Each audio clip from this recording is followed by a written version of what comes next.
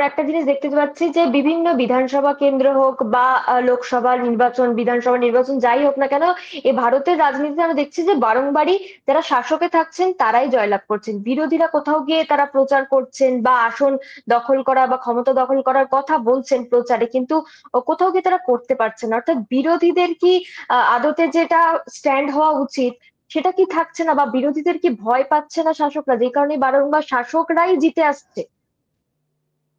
এই তথ্যটি একটু ভালো করে দেখতে হবে। অর্থাৎ স্বাধীনতার পর থেকে তো একটা বড় সময় কংগ্রেস ক্রমাগত জিতে এসেছে, তারপর আবার বিরোধীরা, এবং সেই বিরোধী তো কোনো একটা সময় শাসক হন। ফলে এখন একটু হুম। তথ্য দেখতে হবে যে বিজেপি শাসক থাকলে বিরোধীদের জিততে অসুবিধা হচ্ছে কিনা। এবং এখানে আরেকটা গুরুত্বপূর্ণ বিষয় হচ্ছে বিজেপিও তো অনেক ক্ষেত্রে জোটের মধ্যে আছে। এবং দিল্লির ক্ষেত্রে যেমন আপনার যে যুক্তি, সেই যুক্তিটা অবশ্যই গুরুত্বপূর্ণ, কারণ দিল্লিতে তো কেন্দ্রের শাসক বিজেপি ছিল। ফলে দিল্লির যে আম একদম। আদমি পার্টি, তারা তো সরে গিয়ে বিজেপি এলো। ফলে এই যুক্তিটা খুব ভালো করে লক্ষ্য করতে হবে যে বিজেপি কেন্দ্রে আছে এবং কোনো রাজ্যে শাসন করছে, এবং তারপর সেখানে বিজেপিকে সরিয়ে দিয়ে অন্য কেউ ক্ষমতায় এলেন। এই ধরনের হুম। ঘটনা কতগুলি ঘটছে। আহ, এখন এই বিষয়টি একটি দেখার ব্যাপার। তবে হ্যাঁ, শাসকের যে অ্যাডভান্টেজটা, সেটা হচ্ছে শাসক কিন্তু আবার যেটা বললাম, যে কাজটা রূপায়ণ করে দেখাতে পারেন, কারণ ক্ষমতা তার কাছেই আছে। ফলে একটা একদম। নির্বাচনের আগে যতক্ষণ না ভোট ঘোষণা হচ্ছে, সেই হিসেবটা কষে নিয়ে তিনি যদি তার আগেই মানুষের জন্য একটা কিছু কাজ করেন, যাতে তিনি জানিয়ে দিলেন, প্রতিশ্রুতিটা দিয়ে দিলেন, এবং তারপর ভোট হুম। ঘোষণা হলো, কিন্তু যেহেতু প্রতিশ্রুতিটা রূপায়িত হয়ে গেছে, আইন হয়ে গেছে বা নিয়ম হয়ে গেছে যে এটা দেয়া যাবে, ফলে একেবারে ভোটের আগে আগে যদি মানুষের কাছে সেই সুবিধা পৌঁছয়, সেটা বাড়ির মাথার ছাতি হোক, তার জন্যই হোক, বা অন্য যে কোনো কারণে টাকা যদি পৌঁছয়, তাহলে সেই মানুষ তখন শাসক দলের কাছে কৃতজ্ঞ থাকবেন। এই জন্যেই কিন্তু আমাদের দেশে নিয়ম আছে যে ভোট ঘোষণার পরে কোনো সিদ্ধান্ত নেওয়া যায় না। এবার এটা একটা গণতন্ত্রের খুব গুরুত্বপূর্ণ প্রশ্ন, যে শাসক যদি মনে করেন যে বিপুল সংখ্যক মানুষের হাতে টাকা পৌঁছে দেবেন নির্বাচনের আগে, তাহলে কিন্তু শাসকের সুবিধে হবে। এটা কিন্তু খুব স্বাভাবিক একটা অনুসিদ্ধান্ত।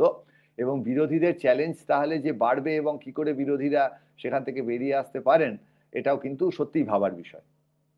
এবং স্যার, এই যে প্রশান্ত কিশোরের যে পার্টি তারা যেভাবে প্রচার করেছিল বা যেভাবে মুখ্যমন্ত্রিত্বের লড়াইয়ে দেখানো হচ্ছিল যে তারা লড়ছে, এবং সেক্ষেত্রে দাঁড়িয়ে ভোট বাক্সে তাদের যে ফল সেটা কার্যত শূন্য। তো প্রশান্ত কিশোরের দলের ভবিষ্যৎ কি বলে মনে হচ্ছে? না, দেখুন, প্রশান্ত কিশোরের দল যে কোনোভাবেই খুব বেশি ভোট পাবে না বা আসন পাবে না, এটা কিন্তু আমরা এর আগে বিভিন্ন আলোচনায় বলেছি। এবার একটা রাজনৈতিক দল যখন লড়াই করে, তখন তারা তো আহ, জিতবে এটা বলেই লড়াই করে। এটা একদম খুব স্বাভাবিক নিয়ম। যে কোনো একদম। একটা ফুটবল খেলাতেও হুম। খুব দুর্বল দল হলেও সে খেলার আগে বলেন আমি হারার জন্য খেলছি। সুতরাং তিনি তার প্রচারটা যা করার করেছেন, হুম। রাজনীতিতে একটা নতুন ভাবনা এনেছেন, যেখানে মানুষের আহ, উন্নয়নের ভাবনা, সে কথাগুলি বলেছেন। কিন্তু ওনার যে নির্বাচনের, এখন তো নির্বাচন হয়ে গেছে, এবং যে প্রশ্নটা আগে ছিল কার সুবিধে করবেন উনি, তা সেখানে যে যে কারণগুলো মনে হয় আগে আলোচনা করা হয়েছিল, তার ফলেই বিজেপি বা নেতৃত্বাধীন এনডিএ জোটের সুবিধে হয়েছে। সেটা এক হচ্ছে, উনি যে বিজেপির বিরুদ্ধে প্রচারটা করেছেন, তার ফলে অ্যান্টি ইনকামবেন্সি যে ভোট, প্রতিষ্ঠান বিরোধী যে ভোট, তার একটা ভাগ ওনার কাছে গেছে। তার ফলে মহাগঠবন্ধনের অবশ্যই তার সেখান থেকেই গেছে বিরোধী ভোট। সের ফলে বিরোধী ভোট ভাগ হলে সাধারণভাবে বাহ। যিনি শাসক তার আসন বাড়বে, এটা লক্ষ্য করতে হবে। একটা ডেটা, এগুলো তো এখন তো ডেটা নিয়ে বসা হয়নি, বসলে এগুলো দেখা যাবে বা আপনারাও ডেটা পেয়ে যাবেন। দ্বিতীয় বিষয়টি হচ্ছে, দেখুন, উনি মদের যে ওপর যে নিয়ন্ত্রণ, অর্থাৎ মদ বিক্রি বা এগুলো তো আইন করে বিহারে বন্ধ ছিল, উনি বলেছিলেন এটা চালু করব। এটা করলে কি দাঁড়াচ্ছে, যে মহিলা ভোটাররা সাধারণভাবে তাকে ভোট দেবে না। এবং এই ধরনের একটা প্রচার থাকলে সেই ভোটটা কিন্তু আবার হুম। সরকারের দিকেই চলে যাবে। এমনিতেই মহিলাদের ভোট অত্যন্ত বেশি পড়েছে এবার বিহারে, তারা দলে দলে এসে ভোট দিয়েছেন। ফলে এখানেও কিন্তু ঘুরিয়ে উনি শাসক দলের একদম। একটা সুবিধে করে দিয়েছেন, এটা ধরা যেতে পারে। তবে সব মিলিয়ে একটা রাজনৈতিক দল ভারতের যে সিস্টেম, তাতে তো ভোটে লড়বেনই। তিনি কার সুবিধে করে দিচ্ছেন বা অসুবিধে করে দিচ্ছেন বলে তিনি নির্বাচনে লড়বেন না, এটা হতে পারে না। ফলে হুম। তিনি তার মতন লড়াই করেছেন, এবং তার ফলে হয়তো বিজেপির সুবিধে হয়েছে, সেই ডেটা পাওয়া যাবে। কিন্তু তিনি যে নতুন রাজনীতিটার কথা বলেছেন, বিহারের মানুষকে নতুন স্বপ্ন দেখিয়েছেন, তার কথাগুলো অনেক মানুষ শুনতে পেয়েছে। আহ, একটা নির্বাচনে তিনি সফল হননি, আগামী দিনে হতে পারে না। আমাদের দেশে তো উদাহরণ আছে, বিজেপি 80-র দশকে 2টি আসন দিয়ে শুরু করলো। 2004 সালে লোকসভা নির্বাচনে মমতা বন্দ্যোপাধ্যায় পশ্চিমবঙ্গে 1টি আসন পেলেন। সুতরাং আমি জানি না তারা আদৌ একটিও আসন পেয়েছেন কিনা, এবার মনে হয় বোধহয় না। দেখতে হবে ডেটাটা। কিন্তু তিনি একটা ঠিক। নতুন রাজনীতির কথা বলেছেন, মানুষের কথা বলেছেন। দোষের তো কিছু নেই। হুম। গণতান্ত্রিক দেশ, সবাইকেই যে ক্ষমতায় এসে মুখ্যমন্ত্রী হতে হবে এমন তো নয়। ফলে আমার মনে হয় তিনি যে রাজনৈতিক বার্তাটা দিয়েছেন সেটা আমাদের দেশের সংসদীয় গণতন্ত্রের পক্ষে গুরুত্বপূর্ণ। এবং বিহারে এবারে মুখ্যমন্ত্রী হিসেবে কি মানে নীতিশ কুমার কোনোভাবে অপ্রয়োজনীয় হতে পারে বলে মনে করছেন? একেবারে মানে খুব খুব গুরুত্বপূর্ণ প্রশ্ন। একদম আমি ধরে ফেলেছি প্রশ্নটা। এটা হচ্ছে যে আপনি যে প্রশ্নটা করছেন সেটা হচ্ছে বিজেপি যে সংখ্যক আসন পেয়েছে শেষ অবধি আমি যোগ করছিলাম। আমাদের তো বিহারে ২৪৩ টি আসন, ফলে আমাদের দরকার হুম, ১২২ টি আসন। এবার একদম। যদি বিজেপি ঠিকঠাক যোগ-টোগ করে তাহলে দেখা যাচ্ছে নীতিশ কুমারকে ছাড়া কিন্তু তারা অন্য জোট সঙ্গীদের নিয়ে ১২২ আসন পেয়ে যেতে পারে। এবার দুটো দিক আছে। একটা যদি নীতিশ কুমার বহুদিন বিহারে রাজত্ব করছেন এবং দেখুন রাজনীতিতে প্রত্যেকটি মানুষের ব্যক্তি আকাঙ্ক্ষাও থাকে। ফলে সেখানে অনেকেই মুখ্যমন্ত্রী হতে চান। ফলে সেই জায়গায় হুম, দাঁড়িয়ে বিজেপি কি করবে? আমার মনে হয় এই মুহূর্তে বিজেপি হয়তো নীতিশ কুমারকে ঝেড়ে ফেলতে পারবে না। কারণ তারা একটা সংগঠন ভিত্তিক দল এবং এক্ষেত্রে নীতিশ কুমারকে তারা ঝেড়ে ফেললে অকারণে একটা বিশ্বাসঘাতকের তকমা নিতে হবে। যে বিশ্বাসঘাতকের তকমাটা কিন্তু পশ্চিমবঙ্গের নির্বাচনের ক্ষেত্রে হয়তো তাদের সামনে একটা আবার গোলমাল পাকিয়ে দিতে পারে। ফলে এই ধরনের ঘটনা তারা ঘটাবেন না। হয়তো আপাতত নীতিশ কুমার মুখ্যমন্ত্রী হবেন। কিন্তু একটা সম্ভাবনার জায়গা থেকে যাচ্ছে যেহেতু নীতিশ কুমারের বয়স হচ্ছে যে কোনো একটি সুবিধাজনক পরিস্থিতিতে বিজেপি একটি রাজনৈতিক দল হিসেবে তারা যদি বিহারের ক্ষমতা নিতে চায় এবং বেশ কিছু আমাদের দেশে তো এমএলএ এমপি এদিক থেকে ওদিক যাওয়া যে একেবারে আমরা দেখি না এমন নয়। ফলে সেই ধরনের কোনো ঘটনা যদি ঘটে তাহলে বিজেপি কিন্তু আগামী দিনে আহ, বিহারের ক্ষমতা পুরোপুরি নেয়ার চেষ্টা করবে না এটা বলা যায় না। আমার সেটাই মনে হচ্ছে যে বিজেপি কিন্তু যে বার্তাটা নীতিশ কুমারকে নিশ্চয়ই দিয়ে দিচ্ছে বা নীতিশ কুমার ওইটুকু অঙ্ক করতে পারেন, তিনি অত্যন্ত ভালো ইলেকট্রিক্যাল ইঞ্জিনিয়ার অ্যাকচুয়ালি। তা ফলে উনি এই বার্তাটা বুঝতে পারবেন যে হুম, এত বেশি আসন পাওয়ার পরও আমরা কিন্তু এইটা ভাবতে পারিনি যে বিজেপি এবং নীতিশ কুমারের জোট আমরা ভাবছিলাম যে এমন হতে পারে নীতিশ কুমার ভালো ফল করলেন না এবং তখন বিজেপি তাকে ঝেড়ে ফেললো। এই যে হুম, রাজনীতির যে অদ্ভুত ঘটনাগুলো ঘটে যায় যেগুলো আমরা আগের থেকে ভাবতে পারি না, যে জোটের বিপুল জয়, অসাধারণ ফল করেছেন নীতিশ কুমারও আগের থেকে অত হুম। বেশি আসন। আগের বার বোধহয় ৪৩ না কত পেয়েছিলেন। এবার সেখানে ৮০ কাছাকাছি বা ৮০ পেরিয়ে গেছেন। সেই জায়গায় দাঁড়িয়েও ভোটের ফল এমন হলো, বিরোধীরা এতটা খারাপ ফল করলো আসনে যে বিজেপি তাদেরকে বাদ দিয়েও সরকার গড়ে ফেলতে পারে।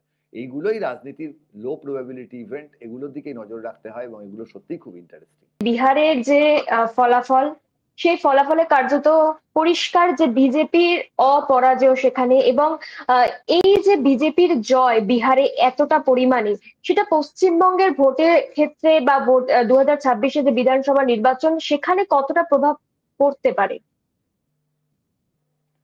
হ্যাঁ, দেখুন কিলিমাঞ্জারোয় কতটা বৃষ্টি হয়েছে তার জন্য পশ্চিমবঙ্গে কতটা বৃষ্টি হবে এর মধ্যে যেমন সম্পর্ক কম, আবার অন্যদিকে যদি আমরা দেখি যে উত্তরবঙ্গে বৃষ্টি হচ্ছে তখন দক্ষিণবঙ্গে বৃষ্টি হবে এই ধরনের সম্ভাবনা কতটা সেটা তো অনেক বেশি থাকে।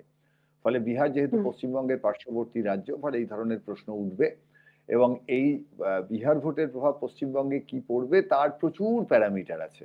অর্থাৎ সেই প্যারামিটারগুলো আলোচনা করতে হবে, ধরে ধরে দেখতে হবে, তার সমীক্ষা করে এবং তারপর তার নির্ধারিত হবে। যেমন একটা প্রভাবের কথা খুব পরিষ্কার এই মুহূর্তে দেখা যাচ্ছে যে যারা ক্ষমতায় আছেন তাদের যে হুম, নিম্নবিত্ত মানুষকে ভাতা দেওয়ার জায়গাটা, ভাতাবাদের যে বিষয়টা, একেবারে একদম। নির্বাচনের আগে ১০,০০০ টাকা করে পৌঁছে গেছে মানুষের অ্যাকাউন্টে এবং সেই জায়গায় নিম্নবিত্ত মানুষই তো বেশি ভোট দেন। ভোটের যে আমাদের দেশে নিম্নবিত্ত মানুষের সংখ্যাই বেশি।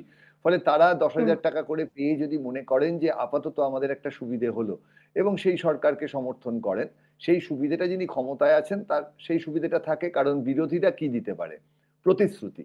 হুম, হুম। বিরোধীরা কিন্তু কখনোই টাকা দিতে পারে না। ফলে এই জায়গায় যিনি সরকারে আছেন তিনি সেটা রূপায়ণ করেও দেখাতে পারেন এবং নিম্নবিত্ত মানুষদের উপকার করা এটা তো আমাদের মতো একটা দেশে সত্যিই খুব গুরুত্বের বিষয়।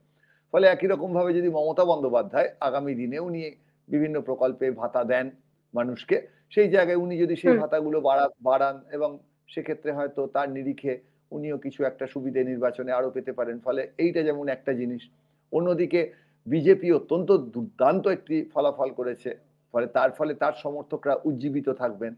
সেই উদ্দীপনাটা যদি পশ্চিমবঙ্গের ক্ষেত্রে বিজেপি আবার মানুষের মনে আনতে পারে, সেক্ষেত্রে বিজেপির দিকের ভোট বাড়তে পারে। অর্থাৎ এক একটি করে বিষয় ধরে যখন আলোচনা করা হবে, তখন সেই প্রতিটি বিষয়কে নিয়ে হুম। আলোচনা করে সেই প্যারামিটারের নিরিখে আগামী নির্বাচনে পশ্চিমবঙ্গে সেই প্যারামিটার ধরে নিয়ে তৃণমূল বা বিজেপি, মূলত আমরা ধরে নিচ্ছি এরা দুজনে মূল শক্তি, তার আলোচনা করতে হবে। এবং আজকেই সেই আলোচনা করে সমাধান হবে না, কারণ নির্বাচনটা অনেকটা পরে এবং এই সময়ের মধ্যে অনেক কিছু পরিবর্তনও হতে পারে।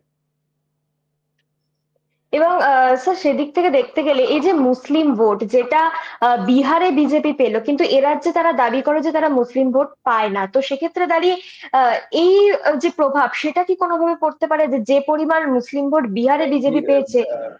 প্রথমত মানে ধর্মের ভিত্তিতে যে রাজনৈতিক আলোচনা সেগুলো সবসময় খুব সেন্সিটিভ এবং আমাদের সাবধানে করতে হবে। জাত ধর্ম এগুলো তো রাজনীতির মূল জায়গা হতে পারে না। রাজনীতির মূল জায়গা ঠিক। হচ্ছে উন্নয়ন, বাড়ির মাথায় ছাদ যেমন আমাদের কেন্দ্রীয় সরকার দেয়, সেই রকম আমাদের রাজ্যে যেমন ভাতা দেয়া হয়, সেগুলো তো জাত ধর্মের উপর নির্ভর করে না, সকল মানুষই হুম। পান। ফলে সেই জায়গায় জাত ধর্মের, কিন্তু উল্টো দিকে আবার যখন ফলিত রাজনীতির কথা হচ্ছে তত্ত্ব থেকে বেরিয়ে, তখন তো মানুষ কৌশলগতভাবে জিততে চান। ফলে সেখানে সংখ্যাগুরুর ভোটের যে অনুপাত তাই নিয়ে প্রচুর গভীর আলোচনা আছে। এবং সেখানে হুম। বিহারের ক্ষেত্রে সংখ্যালঘুর যে অনুপাত, সেই অনুপাতের তুলনায় পশ্চিমবঙ্গে সংখ্যালঘুর অনুপাত অনেকটা বেশি। সুতরাং আমার মনে হয় সেই জায়গায় দাঁড়িয়ে সেই যে সংখ্যালঘু অনুপাত বেশি হওয়ার ফলে যদি তার থেকেও বিজেপি কিছুটা ভোট পায় এবং তারা যদি সেই ভোটকে আকর্ষণ করতে পারে তাদের দিকে, তাহলে অবশ্যই নির্বাচনী ফলাফলে পরিবর্তন হতে পারে। আপাতত যা পরিস্থিতি পশ্চিমবঙ্গে, তাতে সংখ্যালঘু ভোটের যে মূল অংশটি, সেই অংশটি হুম। মোটের ওপর শাসক দল তৃণমূলের কাছেই যায় এবং বিজেপির কাছে যায় না। ফলে এর যদি কোনো পরিবর্তন হয়, সেক্ষেত্রে বিজেপি নিঃসন্দেহে লাভবান হবে। অর্থাৎ বিহারে যদি তথ্য বার করে বিজেপি দেখতে পারে যে তারা কোন কোন নির্বাচন কেন্দ্রে সংখ্যালঘুদের ভোট পেয়েছে এবং তার হুম। নিরিখে তারা কি ধরনের প্রচার করেছিল, সেই সংখ্যালঘু ধরে নিয়ে সেই মানুষদের চাওয়া পাওয়া যদি তারা বুঝতে পারে, পশ্চিমবঙ্গের ক্ষেত্রে তারা যদি সেই বিষয়টি চায়, তাহলে তারা সেইভাবে এখানেও তাদের প্রচার সেইভাবে সাজাতে পারে। কিন্তু সেখানে সেই মানুষগুলির জন্য তারা ক্ষমতায় থাকার সুবাদে যে বিষয়গুলি দিতে পেরেছিল নির্বাচনের আগে, অর্থাৎ প্রতিশ্রুতি নয়, সত্যিকারের যা করে দেখাতে পেরেছিলেন, পশ্চিমবঙ্গে তো হুম। বিরোধী দল হিসেবে সেটা করে দেখাতে পারবেন না। এই পার্থক্যটা কিন্তু থেকে যাবেই। এবং স্যার এই যে ভাতার বিষয়টা যেটা আপনি বলছিলেন, যেটা বিহারে আমরা দেখেছিলাম এবং এ রাজ্যে সেটা তৃণমূল কংগ্রেস কোথাও গিয়ে দিয়ে আসছে, তো সেক্ষেত্রে দাঁড়িয়ে এটা কি তাহলে তৃণমূল কংগ্রেসের কাছে একটা প্লাস পয়েন্ট হতে পারে 2026-এর ইলেকশনে? দেখুন, এবার এই ভাতার বিষয়টি যে বিরোধী, তারা যদি, তৃণমূল কংগ্রেস যেমন ভাতার বিষয়টি চালু করেছে পশ্চিমবঙ্গে, তারা শাসক থেকে এবার একদম। ভাতার কথা অন্যান্য জায়গায় বলেও তো অনেকে সাফল্য পেয়েছেন। কখনো হুম। শাসক থেকে, কখনো বিরোধী থেকে। এই ডেটাগুলো দেখতে হবে। যেমন দিল্লির ক্ষেত্রে বিজেপি তো ক্ষমতায় এসেছে এবং তারা কিছু ভাতার কথা বলেছে। সেগুলো কিভাবে রূপায়িত হয়েছে তার একটা স্টাডি দরকার। মহারাষ্ট্রের ক্ষেত্রে তো অবশ্যই বিভিন্ন রকমের জোট সরকার হয়। সেই জায়গায় দাঁড়িয়ে সেখানেও ভাতার কথা হয়েছে। ভাতার বিষয়টি তো ইকোনমিক্সে নোবেল পাওয়ার কোনো বিষয় নয়। একটি রাষ্ট্র, না। তারা যে মানুষ যারা একটু অভাবী আছেন, সেখানে শুধুমাত্র 1% মানুষের হাতেই 60-70% সম্পদ থেকে তো কোনো লাভ নেই। আলমারিতে হুম। সোনা রেখে দিয়ে বা একজনের কাছে প্রচুর টাকা দিয়ে, বা একটা মানুষ তো একটা বিছানাতেই শোবেন, তার জন্য 40টা ঘর রেখে দিয়ে কোনো লাভ হয় না। ফলে সাধারণভাবে সভ্যতার অংশ হিসেবে আমরা চাইবো যে সমস্ত মানুষ সুবিধে পান। সেই জায়গায় ভাতার বিষয়টি খুব একটা খারাপ নয়। এবং নিম্নবিত্ত মানুষের, আমাদের মতন যে দেশে, তৃতীয় বিশ্বের দেশ এবং পিছিয়ে থাকা প্রচুর নিম্নবিত্ত মানুষ, তাদের কাছে ভাতা পৌঁছে যাওয়া অত্যন্ত গুরুত্বপূর্ণ। একই সঙ্গে আবার ভাতার উল্টো দিকের একটা গোলমাল আছে, যেটা বলে রাখা ভালো। সেটা হচ্ছে শুধুমাত্র ভাতা দিলে মানুষ ভাবেন যে এই বিষয়টি তিনি কাজ না করে পাচ্ছেন। যেমন ১০০ হুম। দিনের কাজ যখন ২০০৪-এ ইউপিএ সরকার করেছিল, তখন কিন্তু কাজের বিনিময়ে টাকাটা পাওয়া যেত। ১০০ দিনের কাজের প্রকল্প। ফলে এই হুম। ধরনের শুধু ভাতা দিয়ে একটা অর্থনীতি কতদিন চালিয়ে যাওয়া যেতে পারে দীর্ঘ সময় ধরে, এটা একটা উল্টো দিকের প্রশ্ন। এবার শুধু টাকা দিয়ে গেলাম ভাতা হিসেবে, এদিকে আমার রাজ্যের বা আমার দেশের কোনো উন্নয়ন হলো না, রাস্তাঘাট বানানোর টাকা নেই, দেশ এগোবে না তখন। ফলে দুদিকে যুক্তি আছে। তবে মোটের ওপর হুম। নিম্নবিত্ত মানুষ যদি হাতের কাছে একটা ভাতা পান, সেক্ষেত্রে ধরা যাক তৃণমূলের সময় কেউ হাতে ১,০০০ টাকা ভাতা পাচ্ছেন। তার ক্ষেত্রে দুটি জিনিস, বিজেপিকে বলতে হবে যে আরো বেশি ভাতা দেবো, এবং ২, সেটা মানুষের কাছে কনভিন্সিং হতে হবে, মানুষকে বিশ্বাস করতে হবে যে হ্যাঁ, এই ভাতাটি সত্যি এরা ক্ষমতায় এলে আমাদের দেবে। কারণ একটা তো পাচ্ছি। ফলে এই দুটো জিনিস তার উপর নির্ভর করবে আগামী দিনের নির্বাচন। আমার মনে হয় এক্ষুনি তাই নিয়ে কোনো একটা কনক্লুশন বা অনুসিদ্ধান্তে আসা ঠিক হবে না।